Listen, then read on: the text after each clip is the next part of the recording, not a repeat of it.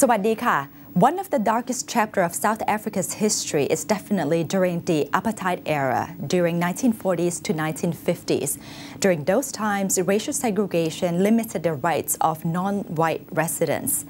Now, Judge Richard Goldstone was appointed as the Supreme Court judge during those difficult times, and he actually fought the system from within the system. He later sat on the Goldstone Commission, which investigated political violence during 1991 to 1994. He was awarded many international awards for his fight for justice and human rights. Judge, you grew up during the apartheid era in South Africa. How bad was the situation? Well, it was bad. If one was a black South African, it was really a very bad life. There was, you were oppressed. There were racist laws that applied to you from the day you were born until the day you died.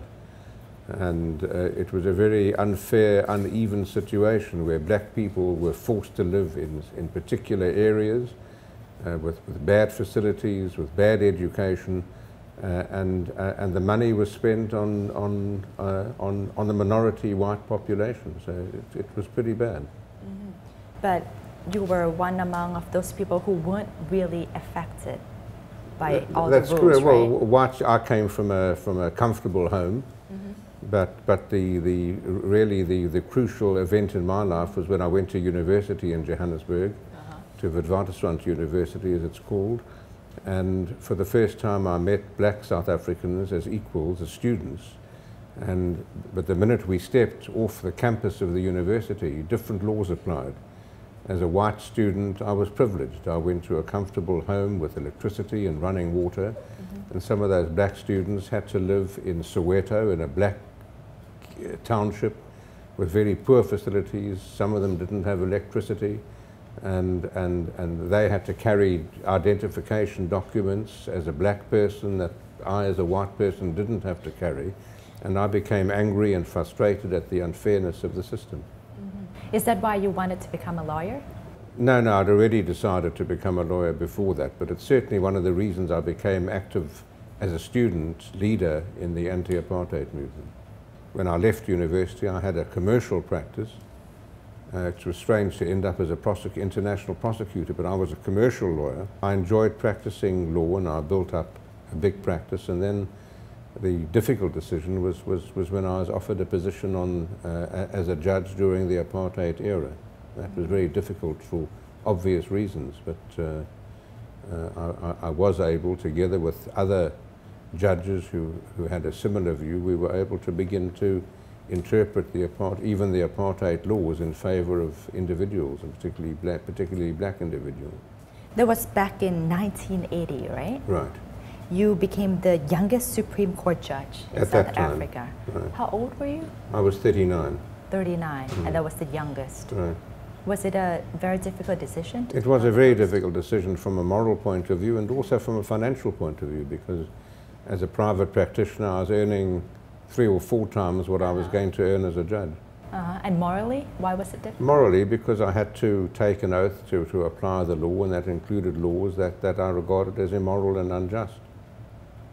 So why did you take on the job? Because I thought that it was important, and really I had a role model. There was a judge who died some years ago who was with me on the Constitutional Court after the end of apartheid. His name was John Ditcott. But he and I had similar views about apartheid. He was a few years older, and he took an appointment on the bench about 5 years before I did. And he really made a huge difference in interpreting the laws in favor of the individual. And it seemed to me that it was more effective to fight the system from inside than to remain outside making a lot of money as a commercial lawyer. So I decided, and it wasn't easy, but I decided that is what I would do. Can you please give some examples of how you actually interpret the law and then it becomes a better society? Well, the first major case in that regard that I had involved an elderly Indian South African woman. Her name was Govinder, Mrs. Govinder, and she was living, because she was desperate for accommodation. Under the apartheid system, black people had to live in black areas and Indian people had to live in Indian areas.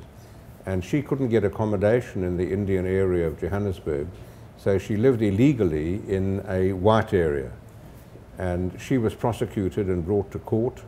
And under the law, it provided that anybody found guilty of living in the illegal area may be evicted, may be forced to leave that home. And the law was started in 1950, and this was 1981.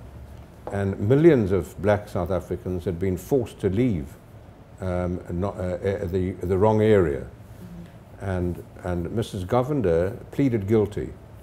But she was represented by the Legal Resources Centre, which was a public interest law firm that acted in these sorts of cases, and also, incidentally, was very instrumental in making it, in helping me decide to accept an appointment. But their case was that they brought evidence to show that Mrs. Govender had been waiting for 7 years for a legal home in an Indian area, and that she would have to wait for another 10 years. And I was unhappy during the argument on the case, and it suddenly occurred to me that the words of the law said may be evicted, not shall, but may. And I was sitting with another judge, and I said, you know, I'd like to discuss it with you further. And I said, you know, this is a discretion. It doesn't say the judge has to kick this person out of their home, and it should be exercised judicially. And we gave an order. I gave the opinion, the judgment, and said that in these cases the judge doesn't act automatically. There has to be a reason for the eviction order, and one of the considerations is the availability of alternative accommodation. I said, in this case, there's no alternative accommodation for this woman. She'd have to leave Johannesburg. Her children would have to lose their employment. And I said there was no basis to grant the eviction order, and we set it aside. And the result was, unexpected to me, there were never any further prosecutions under that legislation, because the government couldn't prove alternative accommodation because there wasn't any. So there was no point. They didn't want to put people in prison. They wanted to keep them out of the white areas. And the result of that decision was that tens of thousands of black South Africans started moving into previously white areas. So that's one example, and there are others of other judgments which, by interpreting the law, created rights for black South Africans. Do you expect that your decision will have such repercussions on the society? Absolutely not. It was, I wish I could say yes, but I didn't.